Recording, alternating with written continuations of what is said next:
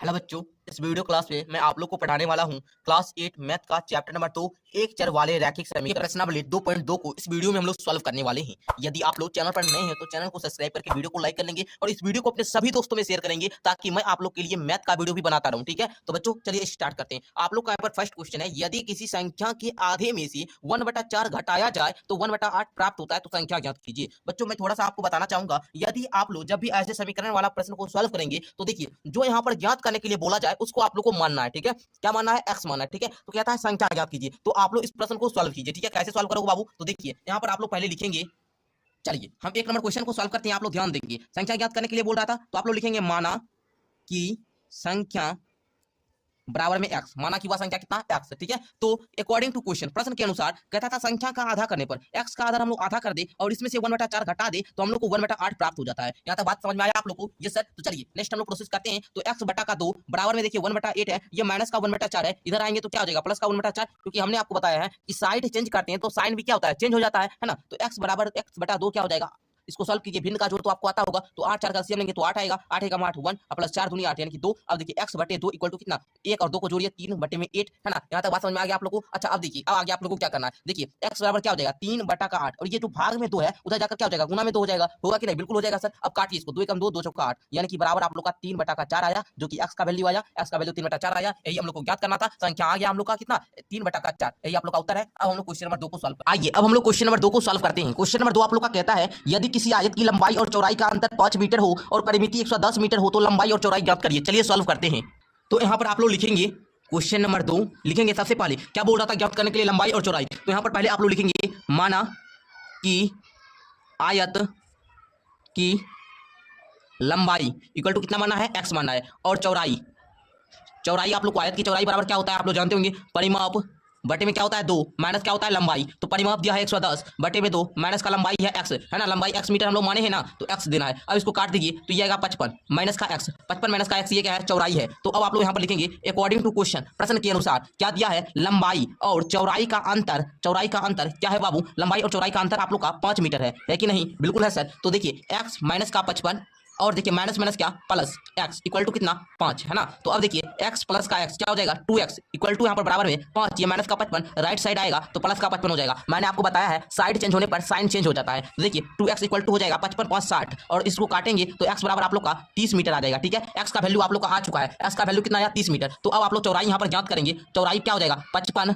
Minus का x यानी कि 55 माइनस का 30, तो यहाँ पर आप लोग का 25 मीटर ये क्या हो जाएगा? चौड़ाई हो जाएगा। लंबाई हम लोग का कितना? 30 मीटर, चौड़ाई कितना? 25, क्योंकि x का वैल्यू 30 मीटर आया और हम लोग लंबाई को क्या माने थे? x मीटर, तो हम लोग का लंबाई 30 मीटर और चौड़ाई 25 मीटर निकल चुका है। तो चलिए अब हम लोग क्वेश्चन नंबर 3 को देखते हैं। तो बच्चों अब मैं आप लोग को क्वेश्चन नंबर 3 को समझाता हूं। क्वेश्चन नंबर 3 कहता है, चीनी के मूल्य में 25% की वृद्धि होने पर अब 1 किलोग्राम चीनी का मूल्य 32 रुपया है, तो प्रारंभ में चीनी का मूल्य प्रति किलोग्राम क्या था? तो बाबू मैंने आप लोग को पहले ही समझा दिया, जो बोले ज्ञात करने के लिए उसको मानना होगा। यहाँ पर बोल रहा है प्रारंभ में चीनी का मूल्य प्रति किलोग्राम क्या था, तो आपको मानना होगा यही। ठीक है, यहाँ पर आप लोग क्वेश्चन नंबर 3 देकर यहाँ पर आप लोग लिखेंगे माना कि चीनी का प्रारंभ मूल्य कितना? x मानना है। ठीक है, x रुपया, ये मान लीजिए प्रति किलोग्राम का। ठीक है, x रुपया। अच्छा तो इसलिए क्या हो जाएगा? पहले x का प्रारंभ मूल्य, उसमें क्या हुआ? x का में 25% की वृद्धि हो गई। ठीक है, x में क्या हुई? 25% की वृद्धि हो गई, जिसके कारण 32 रुपया हो गया कि नहीं? बिल्कुल हुआ सर। अच्छा अब आप लोग इसको सॉल्व कीजिएगा। ठीक है, तो यहाँ पर हो जाएगा x प्लस का 25x बटे में 100 होगा ना, ये क्या हुआ? x हुआ कि नहीं? बिल्कुल हुआ। अच्छा अब आप लोग इसको क्या कीजिए? काट लीजिए, थोड़ा सा शॉर्ट कर दीजिए, तो ये क्या हो जाएगा बाबू?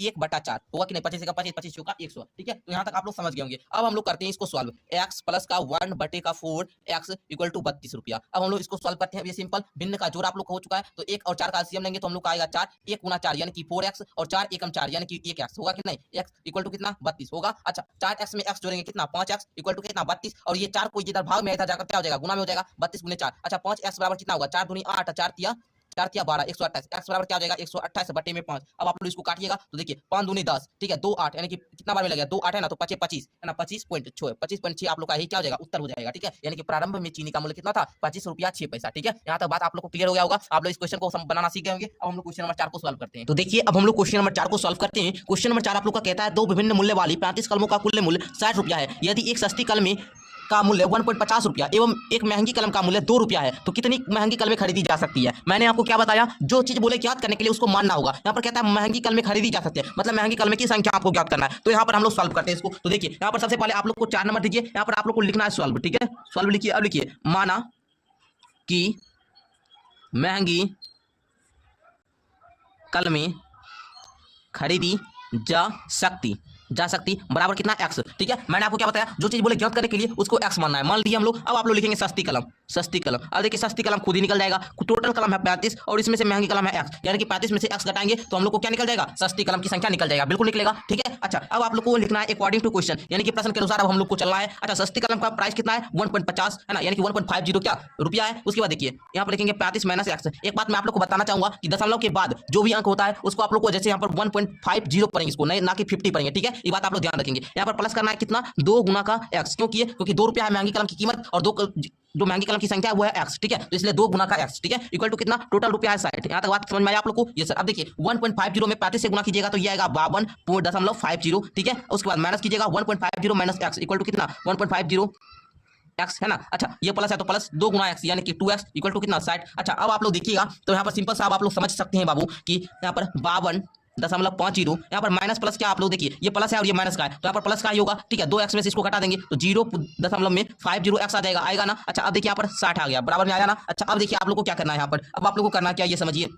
देखिए 52.5 को उस साइड ले जाइए। ठीक है, 0.50 इक्वल टू 60 माइनस में 52.50। ठीक है, अच्छा 0.50 एक्स इक्वल टू इसमें से घटाइएगा तो 7.50 आ जाएगा। इक्वल एक्स बराबर क्या हो जाएगा 7.50 इक्वल टू 0.50 आएगा ना। अब इसको काट दीजिए तो ये कट जाएगा कितना बार में जी, एक्स इक्वल टू आ जाएगा 15 बार में कटेगा तो एक्स हम लोग का आ गया 15, यानी कि महंगी कलम की संख्या कितना आया 15 आया ना। अब आप लोग लिखेंगे क्या, हम लोग को एक्स की वैल्यू ज्ञात करने के लिए बोला था, महंगी कलम की संख्या आई तो आ गया हम लोग 15। ठीक है, आप लिख देंगे महंगी कलम की संख्या, महंगी कलम की संख्या इक्वल टू कितना 15। यहाँ तक आप लोग को समझ गए होंगे। अब सस्ती कलम भी आप लोग निकाल सकते हैं, 35 में 15 घटा दीजिए कितना आता है 20 क्या हुआ सस्ती कलम की संख्या। अब आप लोग समझ गए होंगे। ठीक है, चलिए अब हम लोग क्वेश्चन नंबर 5 को सॉल्व करते हैं।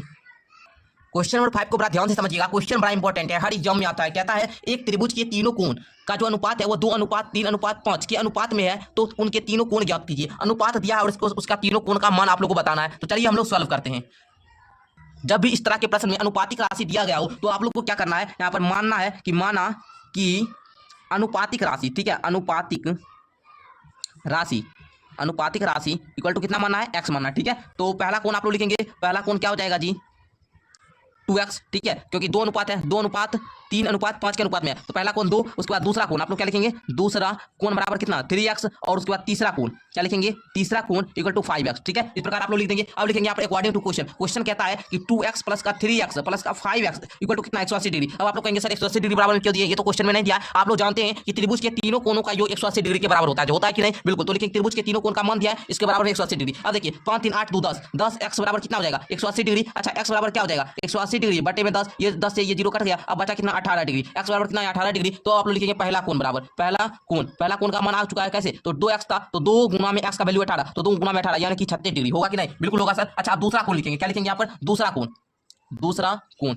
क्या लिखेंगे 3 गुना में 18, एक्स का वैल्यू हम लोग 18 पुट करेंगे तो 18 तिया 54 डिग्री। अच्छा, तीसरा कोण यहाँ पर क्या लिखेंगे, तीसरा कोण इक्वल टू कितना 5 गुना में 18 तो 18 5 कितना 90 डिग्री। तो इस प्रकार आप लोग तीनों कोणों का वैल्यू ज्ञात कर लिए, इस सबको आपस में जोड़िएगा भी ना तो 180 डिग्री आ जाएगा। तो आप लोग इस प्रकार इस क्वेश्चन को भी सॉल्व कर लिए। अब क्वेश्चन नंबर 6 को हम लोग समझते हैं। क्वेश्चन नंबर 6 भी बड़ा इंपॉर्टेंट है, आप लोग समझिएगा। क्वेश्चन नंबर 6 कहता है बिल्लू के पास 1 रुपये 2 रुपये एवं 5 रुपये के कुल 160 सिक्के, कितने सिक्के हैं 160, जिनका कुल मूल्य 300 रुपया है। यदि 2 रुपये के सिक्कों की संख्या 5 रुपये के सिक्कों की संख्या की तिगुनी हो तो उसके पास प्रत्येक प्रकार के कितने सिक्के हैं। यहाँ पर अब आप लोग को प्रत्येक प्रकार का सिक्का पूछ रहा है तो आप लोग को मानना है क्या, पहले 5 रुपये के सिक्कों की संख्या तिगुनी है। ठीक है, तो पहले आप लोग को यहाँ पर क्या सॉल्व करना है हम आप लोग को समझाते हैं, बड़ा ध्यान से समझिएगा। ठीक है, चलिए तो यहाँ पर आप लोग लिखेंगे प्रश्न संख्या 6, यहाँ पर सॉल्व लिखेंगे। चलिए लिखेंगे माना कि बिल्लू के पास 5 रुपये के सिक्के, 5 रुपया का सिक्का आप लोग को बराबर में एक्स माना है। ठीक है, यहाँ तक समझ में आया। अब देखिए अब आप लोग लिखेंगे तो 2 रुपया का सिक्का कितना हो जाएगा 2 रुपया का सिक्का, क्योंकि 5 रुपये के सिक्के की संख्या से तिगुनी है। अब 5 रुपया का सिक्का एक्स है तो 2 रुपया का सिक्का क्या हो जाएगा जी 3x होगा कि नहीं, तिगुना हो गया 3 गुना एक्स। अब देखिए तब 1 रुपया का सिक्का कितना हो जाएगा, 1 रुपया का सिक्का कितना हो जाएगा जल्दी से बताइए, 3x और x 4x और 160 है कुल सिक्का, 160 माइनस का 4x होगा कि नहीं, बिल्कुल हो जाएगा। आप ही लोग बताएंगे बाबू कि हमारे पास मानिए 160 वो सिक्का है और 2 रुपया का सिक्का संख्या इतना है और 5 रुपया का सिक्का संख्या इतना है, ये दोनों को जोड़ देंगे 160 में घटा देंगे जितना आया उतना 1 रुपया का सिक्का है कि नहीं, बिल्कुल ऐसा। यहाँ तक क्लियर हुआ। अब आप लोग लिखेंगे यहाँ पर अकॉर्डिंग टू क्वेश्चन, प्रश्न के अनुसार 1 गुना में आपको कितना देना 160 माइनस का 4x, क्योंकि 1 रुपया का सिक्का का मूल्य 1 ही रुपया होता है, प्लस में 2 गुना में 3x, 2 रुपया के सिक्का की संख्या 3x है और 2 रुपया का सिक्का है तो 2 गुना 3x, प्लस में यहाँ पर 5 गुना में x यानी कि 5x इक्वल टू कितना टोटल मूल्य है 300 रुपया। यहाँ तक आपको और समझ में आ गया होगा, तो अब आप लोग को ये क्वेश्चन भी बिल्कुल आसान लगेगा। ठीक है, चलिए सॉल्व कीजिए। 160 का 160 माइनस का 4x प्लस का 2 तिया 6x प्लस का 5x इक्वल टू 300। यहाँ तक आप लोग को अब समझ में आ गया होगा। अब आप लोग देखिएगा यहाँ पर 160 बराबर में क्या होगा, माइनस का 7x। अब आप लोग कहेंगे सर कैसे, तो 6 5 11x माइनस का 4x इक्वल टू माइनस का 7x इक्वल टू यहाँ पर आप लोग 300 देंगे। अच्छा माइनस का 7x है सर, तो माइनस का 7x यहाँ पर आप लोग देने दीजिए। ठीक है, चलिए अच्छा इधर रहने दीजिए। अच्छा 300 है, ये 160 इधर आएगा तो कितना हो जाएगा, माइनस का इधर प्लस आएगा, इधर आएगा माइनस का हो जाएगा। ठीक है, और ये माइनस का भी दीजिएगा, समीकरण में माइनस प्लस ये सब नहीं दिखा जाता है। ठीक है, चलिए रहने दीजिए। 140 हो गया। अब देखिए 7 से इसको काट दीजिए, 20 बार में कट जाएगा, तो x का वैल्यू कितना आया, 20 आया। x का वैल्यू कितना आया, 20 आया ना, 20 आया ना, तो 5 रुपया का सिक्का संख्या कितना हो जाएगा, 5 रुपया के सिक्के बराबर में 20। उसके बाद 2 रुपया के सिक्के इक्वल टू 20 गुना में 3 इक्वल टू 60। उसके बाद 1 रुपया के सिक्के 60 20 80, तो 160 में से 80 को आप लोग को घटा देना है, तो आ जाएगा 80। ठीक है, सिक्का की संख्या आप लोग को आ गया। ठीक है, यहाँ पर आप लोग को प्रत्येक प्रकार के सिक्के की संख्या पूछ रहा था, बोला था ना प्रत्येक प्रकार के कितने सिक्के हैं, तो हमने यहाँ पर सारा जो 5 रुपया का सिक्का है वो 20 है, 2 रुपया का सिक्का 60 है, 1 रुपया का सिक्का 80 है। ठीक है, तो इस प्रकार मैंने इस क्वेश्चन को भी समाप्त किया। अब आप लोग का नेक्स्ट क्वेश्चन नंबर 7 को समझिए। क्वेश्चन नंबर 7 को सभी बच्चे ध्यान से समझिएगा। कहता है पिता ने अपने तीनों संतानों के बीच अपनी संपत्ति का बंटवारा 1:2:3 के अनुपात में करता है। अपने लिए 10 है ना, यहाँ पर क्या है बाबू, 1 लाख रुपया रखता है। यदि कुल संपत्ति 2.5 लाख रुपया की हो तो प्रत्येक संतान को हिस्से के रूप में क्या मिला। आप लोग समझ गए, मतलब देखिए इतना के अनुपात में बंटवारा करता है अपने तीनों संतानों को, और 1 लाख रुपया अपने पास रख लेते हैं, और कुल संपत्ति है 2.5 लाख। ठीक है, तो ये भी अनुपात वाला है, तो इसको बड़ा ध्यान से समझिएगा। क्वेश्चन आप लोग को हार्ड लगा होगा, लेकिन हार्ड है नहीं, बिल्कुल आसान है। तो सबसे पहले आप लोग को लिखना है माना कि अनुपातिक राशि, माना कि अनुपातिक राशि बराबर में x यहाँ मान लिए। अच्छा अब आप लोग लिखेंगे पहले पुत्र को मिला संपत्ति क्या x। ठीक है, मतलब 1x हम लोग x से लिखते हैं। ठीक है, उसी प्रकार दूसरे पुत्र को मिला संपत्ति बराबर में कितना 2x, और तीसरे पुत्र को मिला संपत्ति, अनुपात जो है ना वही हुआ। ठीक है, अनुपात को हम लोग ऐसे बोल लिख रहे हैं। ठीक है, 1x 2x 3x 1:2:3 के अनुपात में था, तो इस प्रकार हम लोग लिख दिए। अब आप लोग लिखेंगे और पिता अपने पास रख लिए, उसको भी लिख लीजिए। पिता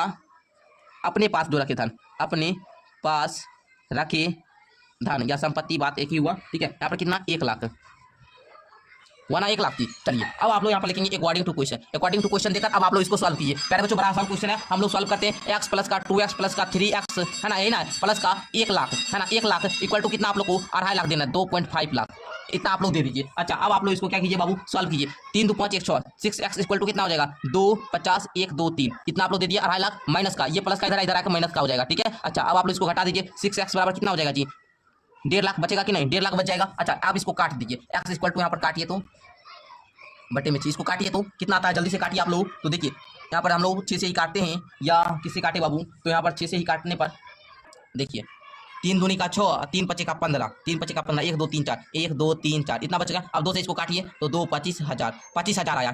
किसका वैल्यू 25,000 आया, x का वैल्यू कितना आया बाबू 25,000 आया। तो यानी कि पहले पुत्र को मिला धन, अब पहले पुत्र का मिला धन कितना 25,000, दूसरे पुत्र को कितना मिलेगा, तो 2 गुना 25 यानी कि 50,000 ये दूसरा पुत्र को मिलेगा। ठीक है, और तीसरे पुत्र को कितना मिलेगा 25 या 75,000। ठीक है, ये किसको मिलेगा 75,000, तीसरा पुत्र को, ये दूसरा पुत्र को, ये पहला पुत्र को। तो इस प्रकार आप लोगों ने ये क्वेश्चन को भी सॉल्व कर लिया। मैं आशा करूंगा आप लोग समझते जा रहे होंगे।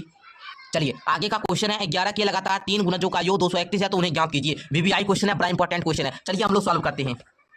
तो यहाँ पर आप लोग को लिखना है क्वेश्चन नंबर 8 देकर, माना कि पहली गुणज इक्वल टू x माना है, तो दूसरी गुणज क्या हो जाएगी, x प्लस का 11, फिर तीसरी गुणज क्या होगी, तीसरी गुणज होगी x प्लस का 22 होगी कि नहीं। अच्छा आप ही लोग बोलिए 11 का पहाड़ा पढ़ते हैं, तो 11 22 33 आता है, तो 11 और 22 में कितना अंतर, 11 का अंतर, फिर 22 और 33 में कितना अंतर, 11 का अंतर। तो हम लोग x में 11 जोड़कर क्या, तो हम लोग x का गुणज को निकाल 11 का गुणज को निकाल सकते हैं। तो अब आप लोग लिखेंगे according to question x plus 11 plus का x प्लस का 22 इक्वल टू कितना, टोटल योग कितना है 231 है। अच्छा 1x 2x 3x, तो लिखेंगे 3x प्लस का 11 और 22 कितना 33 इक्वल टू कितना 231, 3x इक्वल टू कितना होगा 231, प्लस का 33 माइनस का 31 हो जाएगा। अच्छा माइनस का 33 ना जी, अच्छा 3x इक्वल टू कितना होगा, 11 में से 3 गया, तो 11 में से 3 जाने पर कितना आएगा 8 आएगा। फिर यहाँ पर देखिए 12 में से 3 गया 9, 158 में x बराबर क्या हो जाएगा 3 से काटिए, तो यहाँ पर 3 से हम लोग काटते हैं तो आएगा 3 6 18, 1 8 4 18, यानी कि x का वैल्यू कितना आया 66 आया, x का वैल्यू कितना आया 66 आया। तो लिखेंगे 11 की पहली गुणज क्या होगी, पहली गुणज 66 होगी,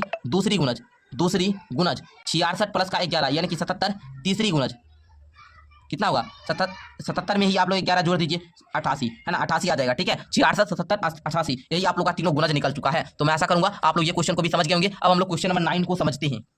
अब 2 क्वेश्चन बचा है, इसको भी बड़ा ध्यान से पढ़ लीजिए बाबू, क्या दिक्कत है, सीख जाइएगा तो आप ही लोग को फायदा होगा ना। चलिए, कहता है संकुल संसाधन केंद्र मध्य विद्यालय फरना में आयोजित बाल मेले में प्रत्येक विजेता छात्र को 2 कलम और विजेता को छोड़कर शेष सभी प्रतिभागियों को 1 कलम दिया गया। यदि 100 छात्रों के बीच 120 कलम दिए गए तो विजेताओं की संख्या बताइए। अच्छा, बोल क्या रहा है, विजेता की संख्या ज्ञात करने के लिए, तो विजेता की संख्या मानेंगे, है ना। चलिए, तो हम लोग लिखेंगे यहाँ पर, माना कि विजेता की संख्या, माना कि विजेता की संख्या बराबर में x, तो विजेता नहीं है, यानी कि हम लोग इसको क्या लिख दें, वही लिखते हैं, विजेता नहीं है, यही लिख देते हैं, विजेता नहीं है।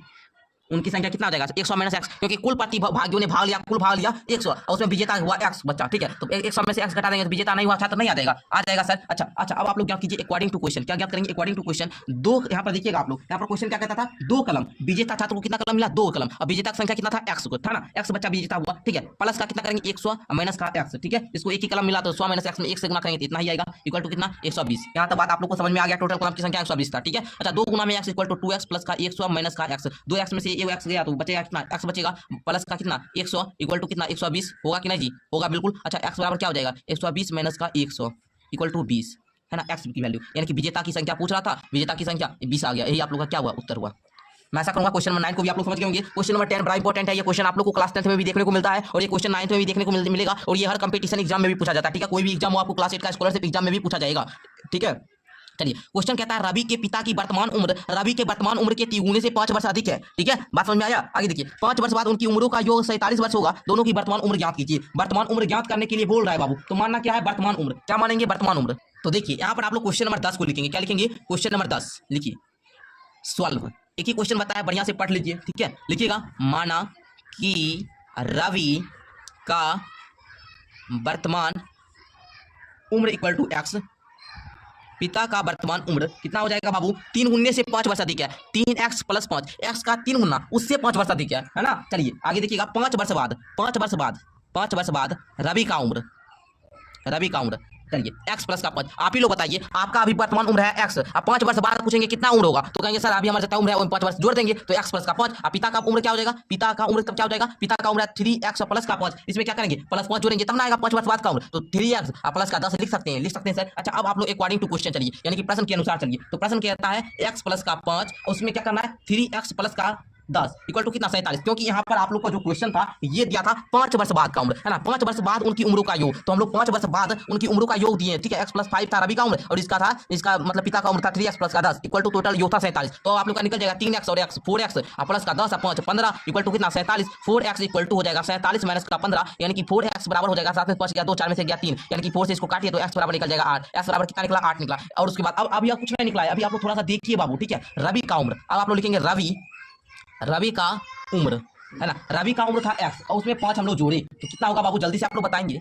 तो रवि का उम्र हो जाएगा 8 वर्ष होगा। क्यों होगा 8 वर्ष, क्योंकि हम लोग रवि का, देखिए बाबू, ज्ञात करने के लिए क्या बोल रहा था, वर्तमान उम्र ना, तो हम लोग माने क्या थे, वर्तमान उम्र x माने थे, तो x वैल्यू आई 8, तो रवि का उम्र कितना होगा 8। अब पिता की वर्तमान उम्र लिखेंगे, पिता की वर्तमान उम्र क्या हो जाएगा, 8 गुना में 3 प्लस का 5, यानी कि 8 या 24 प्लस 5 यानी कि 29, है ना। तो मैं ऐसा करूंगा, दोनों का वर्तमान उम्र निकाले, किससे निकाले, तो ये जो माने थे वहां पर हम लोग x का वैल्यू पुट किए हैं बाबू, ठीक है। जो हम लोग वर्तमान उम्र माने थे उसमें हम लोग x का वैल्यू पुट किए, तब आया है